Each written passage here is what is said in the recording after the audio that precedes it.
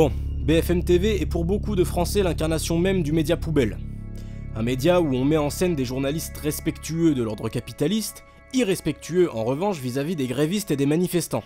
Cette soumission totale au pouvoir macronien s'est vérifiée magnifiquement ces dernières semaines, où BFM TV s'est appliqué à ne donner la parole qu'à l'opposition contrôlée de la CFDT et des syndicats favorables à la retraite par points, présentés comme responsables. Responsables, comprenez par là, pas comme la CGT archaïque. Pourtant, la CFDT est presque totalement absente des cortèges de manifestants. Elle n'a officiellement protesté contre la réforme qu'au moment de l'annonce de l'âge pivot.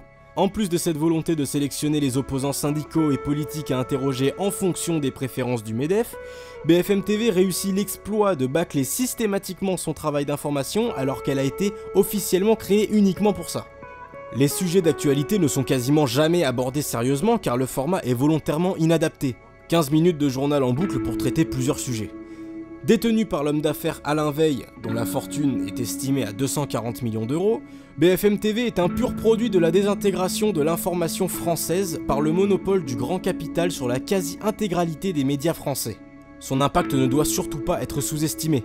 En 2017, les meetings de la campagne présidentielle de Macron ont concentré à eux seuls autant de minutes de diffusion que les meetings des 4 autres candidats principaux réunis. Logique quand on se souvient que l'un des principaux actionnaires de ce média est Patrick Drahi, proche reconnu de Macron. On pourrait se dire que BFM TV n'est qu'un média poubelle qui ne reflète pas la réalité des médias français et que la presse papier est sérieuse. C'est très discutable. Quand on voit par exemple Le Monde défendre le putschiste Juan Guaido au Venezuela en disant qu'il est reconnu par 50 pays, le tout en prenant soin de ne pas préciser que les 140 pays de l'ONU restants ont pratiquement tous soutenu le gouvernement de Maduro, ou quand Libération, pour justifier son soutien aux rebelles syriens contre le gouvernement Assad sans passer pour un journal pro-terroriste, donne la parole au Front National de Libération Syrien, sans même préciser de quoi il s'agit. Pourtant, une simple recherche suffisait pour voir que cette coalition regroupait des organisations terroristes officiellement liées aux frères musulmans. On a tendance à se dire que la dépendance des médias français vis-à-vis du capitalisme a toujours existé.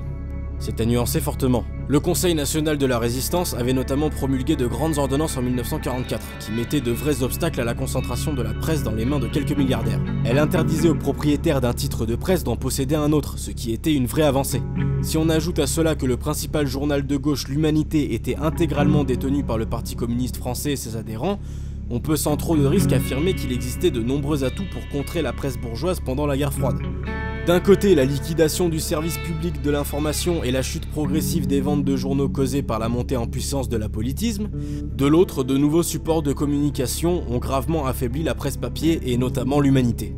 Il est clair que nous, communistes français, devons travailler à la réappropriation collective et publique des moyens d'information. Mais en attendant, on ne peut pas se contenter de se lamenter du fait que les médias actuels ne nous donnent pas la parole. La plupart d'entre eux, comme BFM TV, ont justement été créés pour empêcher les travailleurs de s'exprimer convenablement. Et même lorsqu'ils sont invités, le débat est saccagé par les éditorialistes. On ne peut pas se plaindre non plus que les gens, et notamment les jeunes, ne lisent plus la presse et ne s'intéressent pas à la politique. Nous avons notre part de responsabilité dans tout ça. Non seulement parce que si les gens se désintéressent de la politique et donc de la presse, c'est de fait que nous avons été incapables de jouer notre rôle d'avant-garde et de leur donner envie de s'y intéresser et d'y croire. Mais en plus parce que nous avons été incapables d'identifier le potentiel des nouvelles plateformes d'information. Ce n'est pas normal que pendant presque 10 ans, les seuls à avoir réussi à proposer un contenu politique sur YouTube ont été l'extrême droite. Au point que cette dernière a fini par accumuler un capital sympathie auprès de la jeunesse populaire. Nous devons prendre nos responsabilités et conquérir une visibilité politique sur ces médias. Ce serait là un complément non négligeable des interventions rares mais précieuses des communistes à la télévision. Nous pouvons y développer notre propos de manière beaucoup plus claire et accessible en tout lieu et à toute heure. Si beaucoup de gens ont été enthousiasmés par la campagne présidentielle de Mélenchon en 2017, c'est en partie parce que ce dernier avait compris qu'en proposant un contenu politique régulier et de qualité au fil de sa campagne, il parviendrait à mobiliser de larges franges de la population, et notamment de la jeunesse populaire française. À l'heure actuelle, de nombreuses chaînes d'opposition de gauche à Macron se développent sur YouTube, mais le contenu marxiste n'est pas suffisamment présent. La reconquête de l'hégémonie culturelle doit aussi s'accompagner d'une présence sur ces nouvelles plateformes. L'exemple du succès impressionnant de RT France est révélateur de ce potentiel. Nous devons aussi nous battre sur ce terrain pour dynamiser la presse communiste. Lénine et les bolcheviks ont été capables de diffuser leurs idées avec les moyens du bord. Nous avons aujourd'hui des opportunités technologiques inouïes. Alors servons-nous-en.